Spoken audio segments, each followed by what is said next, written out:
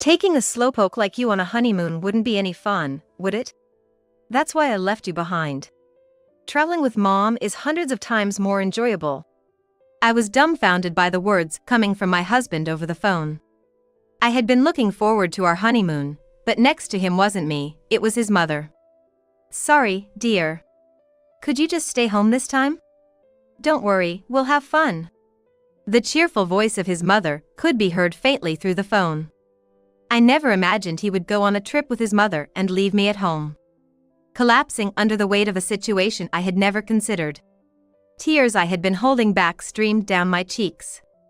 Along with the sadness, a boiling anger surged up from within. I couldn't forgive him. I was going to make him regret this. I immediately left the house and headed somewhere. They can enjoy their trip for now. They have no idea how costly their betrayal will be.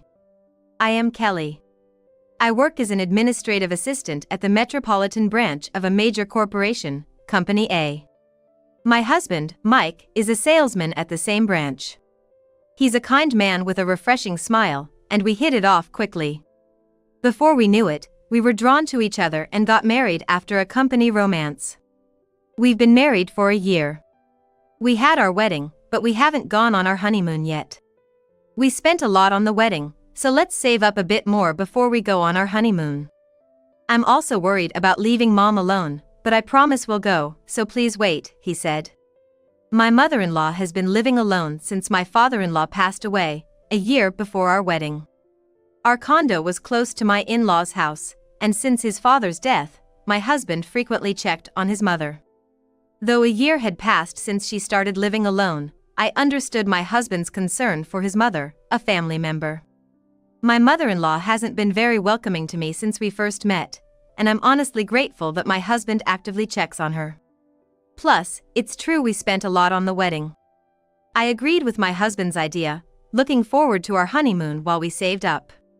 Half a year into our marriage, Mike was promoted to work at the headquarters in the city. That marked the beginning of his increased workload. He would leave early in the morning and come back right before I went to bed. He often spent weekends sleeping off the week's fatigue. Even though we had saved enough for our honeymoon, his busy schedule seemed to push it further away. Whether it was the stress of work or the life stage of being married, his personality began to change after our marriage. He used to be kind and always smiling, but now his expressions were unchanging, and his attitude towards me was cold. He used to be understanding when I came home late from work, but now he would coldly say, "Why isn't dinner ready?" or "The laundry isn't folded." Mom used to fold it every day. His behavior worsened after he started working at the headquarters. Each cold remark made me sad, and though I acted fine at work, my colleagues worried about my lack of energy. I know being busy can make someone irritable. There were days when his thoughtless comments upset me, but I told myself it was just a phase for him. I never talked back about his cold attitude, deciding to wait patiently until his busy period was over. Despite these emotional distances, his hard work paid off financially, and at his suggestion, we took out a loan and bought a new house. It was the home of our dreams. Far from his mother's house. When I asked if it was okay to move so far, he reassured me with a smile. Seeing his smile made me worry less about his mother, and the possibility of our honeymoon seemed brighter. The new house was closer to the headquarters, making his commute easier. My commute got longer, but if it lessened his burden, I didn't mind. Though we had taken on a large debt with the loan, we were ready to start our new life. But then we faced a significant problem. Isn't this a wonderful house? It's exciting to have a new home at this age. My mother-in-law was at our new house. I was dumbfounded. Why is my mother-in-law here? I couldn't quite grasp what she meant by new house at her age. Why? I asked, confused, as she was putting up flashy patterned curtains without asking. Why? Well, that's not a nice way to talk, dear. It's such a big house, it'd be a waste for just the two of you, right? I'll live here too. Besides, living together means I can be close to Mike. She answered with a smile. I was speechless at her cheerful response. Looking closer, I noticed belongings not from our condo mixed in. They were her things, brought over from her own home. Was she really planning to live here? I broke into a cold sweat facing this unexpected situation. I pulled my husband aside to confront him. I never heard anything about living with your mother. Why would you decide this without asking me? Mom's alone now, and it's more convenient than going back and forth to her place. Don't tell me, Kelly, you don't want to live with my mom? She's family now, just like you. That is. I couldn't argue back when he put it that way, even though I wasn't keen on the idea. Now I understood what he meant by being okay with moving away from his parents' house. The discussions for living together had been happening behind my back. What hurt the most was not being consulted about it. And so, our life as three began. Mike was as busy as ever, often not coming home on weekdays. I ended up spending more time with my mother-in-law. She monitored every aspect of my housekeeping, delivering daily doses of sarcasm. Kelly, you should quit your job and focus on housework. It's so neglected, I can't stand it. This way, Mike can't properly relax at home. If the laundry wasn't perfectly folded, she made me redo it. If there was a speck of dust left, I'd get an earful. Even after returning from work, if the housework wasn't up to her standards, she demanded I do it over again. She didn't work or do any housework herself, just criticized. A minor displeasure would prompt her to say things like, "You're such a terrible housekeeper for a wife," but Mike never stood up for me. He blamed me, saying, "It's your fault for being clumsy." I considered quitting my job to dedicate myself to housekeeping, but Mike insisted, "Don't quit your job. Keep working to contribute a little to our finances." After taking out a loan, Mike became even more sensitive about money. My salary went directly to him as a way to save, and he managed all our finances. I received a small allowance, which had to cover all living expenses. The little money left after that was my actual allowance. There was hardly any money I could spend freely. After a full day of work, I was left to handle all the housework alone. The constant criticism from both my husband and mother-in-law nearly brought me to tears. By the time everything was done, it was late, and I was exhausted. Occasionally, my parents or grandfather, who lived with them, would call. I'd put on a brave face, not wanting to worry them. Especially my grandfather's caring voice made me nearly confess how hard it was, but I didn't want to add to their worries, being newly married. I managed to say, "I'm managing all right, despite the challenges." I hoped that if I kept up my hard work at both my job and home, they would eventually recognize my efforts. Even with my mother-in-law's sarcasm and my husband's cold glances, I spared no effort to balance work and housekeeping. During the whirlwind of busy days, months passed by quickly. Then, during dinner with the three of us, Mike said, "Let's go on a honeymoon." Huh? I was surprised by the sudden mention of a honeymoon. Something I thought I'd never hear from him again. My mother-in-law smiled at me. "You haven't had your honeymoon yet. Have fun." Her tone was different from her usual nagging, more like a mother sending off her daughter. Mike, who had been stern for so long, now looked softer. "It's our honeymoon, after all. Let's enjoy it to the fullest." How long had it been since I heard such kindness in his voice? I was genuinely happy that he remembered and valued our honeymoon. Both my husband, Mike, and my mother-in-law must have recognized all the hard work I had put in until now. I finally felt rewarded. Mike, who had been unhelpful with household chores until now, took the initiative to book the tickets and hotel. Our destination was abroad. Getting my passport for the first time, all that was left was to pack and wait eagerly for the day of the trip. Staring at mine and Mike's passports on the table numerous times a day, I daydreamed about our long-awaited honeymoon. Then came the day of our honeymoon. Waking up in the morning, an eerie silence greeted me. "Mike!" My husband, who was supposed to be sleeping next to me, was nowhere to be found. Thinking he might have woken up earlier, I looked for him all over the house but couldn't find him anywhere. I thought I might have gotten the date wrong, but it was definitely the day of our trip. My mother-in-law, who was always at home, was also missing. Trying to call Mike and my mother-in-law, I couldn't get through to either. After hanging up, I noticed that Mike's luggage, which had been in the living room corner until yesterday, and the passports on the table were missing, except for mine. In my mother-in-law's room, there were several hangers without clothes on them, and the atmosphere felt different than usual. What was this situation? On the day of our trip, an unprecedented anxiety sent my heart racing. A horrible suspicion crossed my mind. Could they have gone on the trip without me? But I immediately dismissed the thought. It seemed too cruel, even for them. This was our honeymoon we had waited a year for. However, eventually, the flight time passed without any contact from them, leaving me in a confused state for the rest of the day. After repeatedly trying to call them, I finally got through the next day at noon. Finally, you answered. Where are you?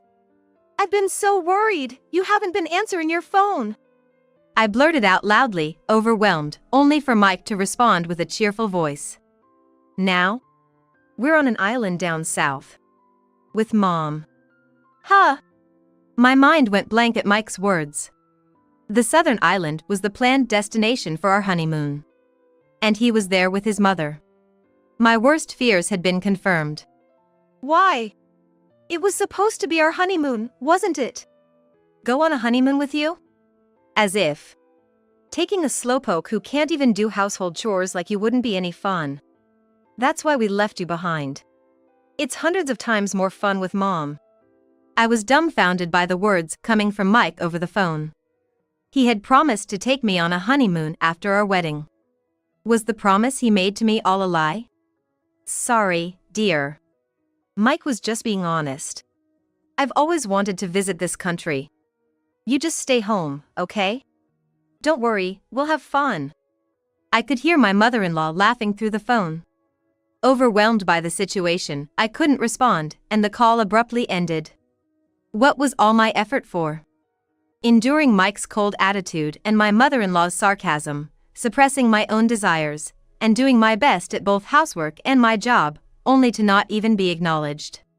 Was I just a joke to them all along? The tears I had been holding back streamed down my face. A boiling anger welled up from within at this terrible betrayal. Feelings I had kept bottled up seemed to burst forth all at once. I couldn't forgive them. I was going to make sure they regretted this. Immediately grabbing the suitcase I had prepared, I opted for the train instead of a plane and headed back to my parents' house. My grandfather was there, and he welcomed me warmly, surprised by my unusual demeanor and the streaks of tears. I confided everything about my married life and this honeymoon incident. My grandfather listened intently and eventually nodded solemnly. All right. Leave it to me, he declared with determination.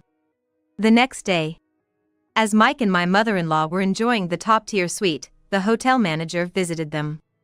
I'm terribly sorry for the inconvenience, but due to circumstances at our hotel, the CEO of Company A will be staying, and we need you to vacate this room. Surprised by the sudden request to leave, Mike reacted to the mention of Company A's CEO. Company A is where my husband and I work. Huh? Why would our CEO suddenly? And why would they ask us to leave the room? That's absurd. Yeah, even if he is the CEO, we were here first. It's unacceptable to disrupt us like this. Despite being urged to leave, my husband and mother-in-law refused. Then, a call came through to my husband, causing him confusion. The caller ID showed my name. Annoyed, my husband ignored the call several times, but eventually answered due to the persistent ringing. Kelly, don't call me at a time like this. That's why you're such a drag and slowpoke. I've heard all about it from Kelly. Sounds like you've been quite the guest at her home. What? The CEO? My husband's voice shrunk in surprise. Why would the CEO be on Kelly's phone? I'm Kelly's grandfather. Well, her maternal grandfather. You didn't realize, did you? The CEO is Kelly's grandfather. My grandfather was indeed my maternal grandfather. He hadn't been able to attend our wedding due to unavoidable circumstances. And my husband was unaware that my grandfather is the CEO of Company A. The hotel where my husband and mother-in-law were staying has deep ties with Company A, and they were able to book the suite thanks to a priority arrangement with the company. To make up for the inconvenience caused by their ejection, my grandfather offered to cover the hotel's losses out of his own pocket, insisting they vacate the suite. Considering I promoted you based on your work reputation, to think you'd go on a honeymoon without your wife and with your mother instead. What were you thinking?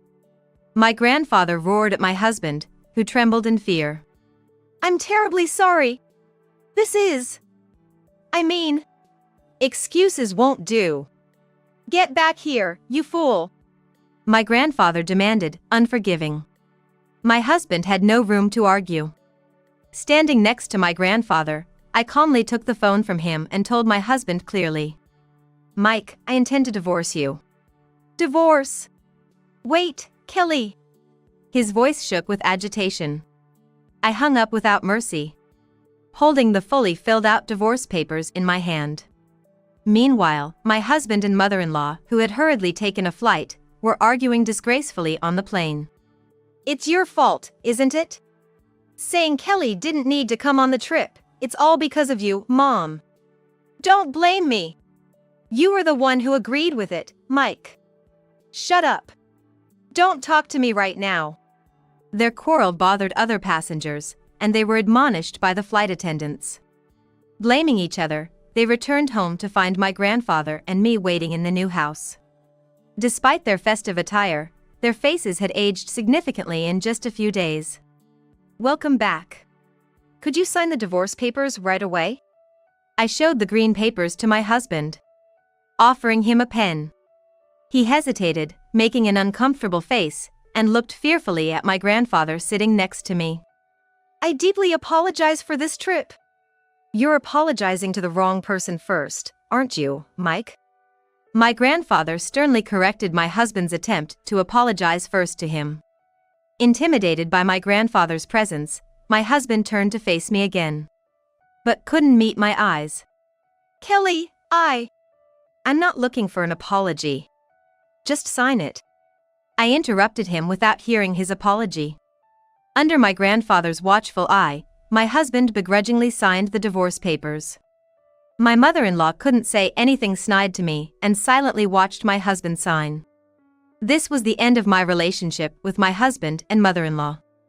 As my husband finished signing, my grandfather spoke up. Is that all the apology we're getting, Mike? What?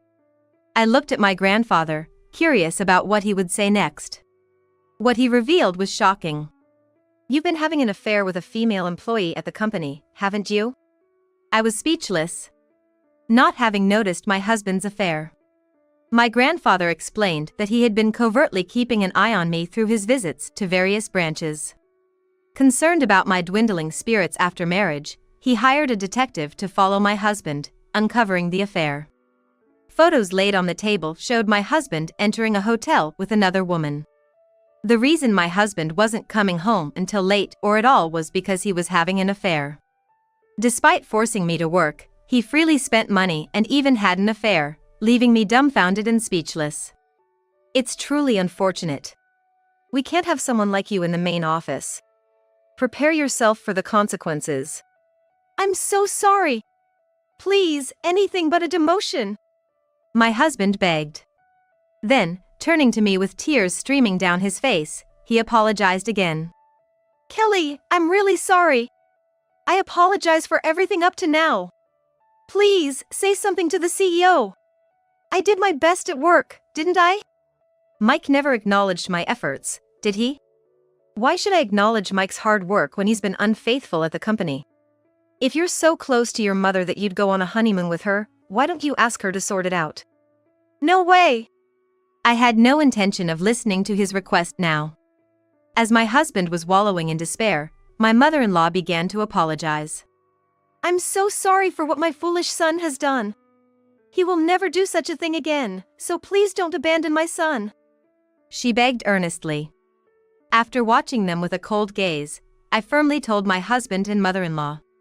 You were the first to abandon, weren't you? I will not listen to your requests. Please do not involve me in your lives ever again. My mother-in-law turned pale.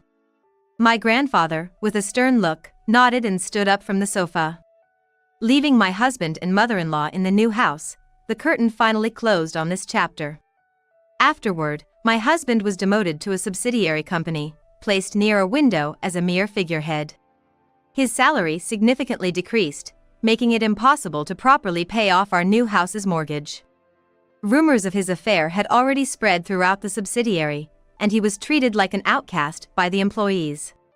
Once an elite employee of the headquarters, my husband couldn't fit in at the new workplace due to rumors and his pride, leading to constant arguments with his boss and eventually being forced to resign. My mother-in-law, living with my husband, started working part-time to contribute a little to the household. Struggling in her first job and having all the household chores I used to do dumped on her. If she failed, my husband scolded her, and she would retaliate, leading to endless arguments at home. Meanwhile, I continued to work hard as I always did. Years after that incident, I met a wonderful man at a new job location, and we decided to get married. We enjoyed our honeymoon after the wedding, and his family warmly welcomed me, leading to happy days filled with smiles every day.